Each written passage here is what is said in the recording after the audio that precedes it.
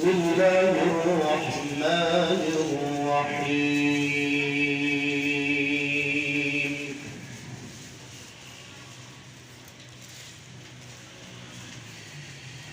وإذ قال إبراهيم رب اجعل هذا البلد آمنا واجنبني وبني أن نعبد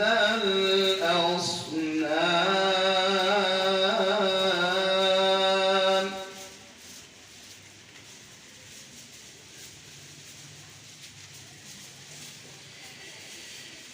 وإذ قال إبراهيم رب اجعل هذا البلد آمنا واجنبني وبني أن نعبد الأصنام. سبحان الله.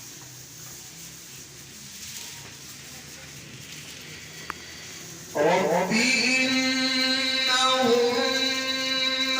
أضللن كثيرا من الناس فمن تبعني فإنه مني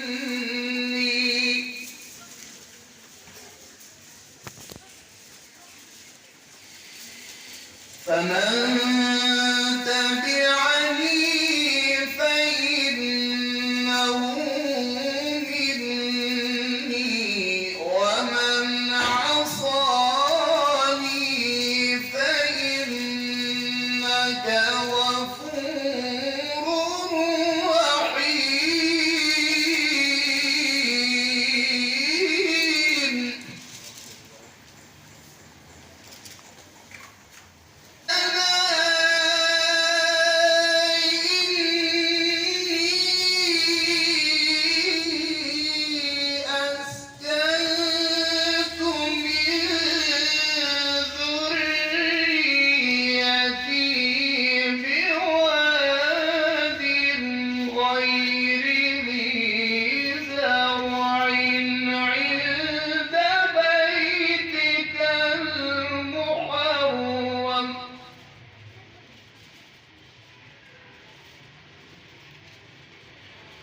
ربنا ليقيموا الصلاة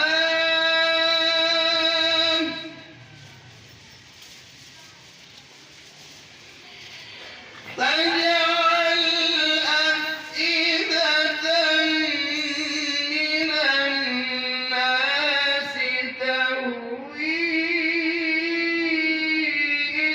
إليهم وارزقهم من الثمرات لعلهم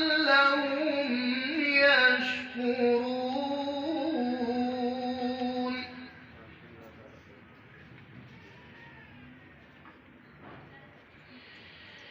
بسم الله الرحمن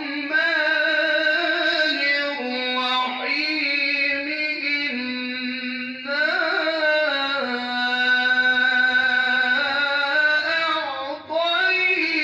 أعطيناك الكوثر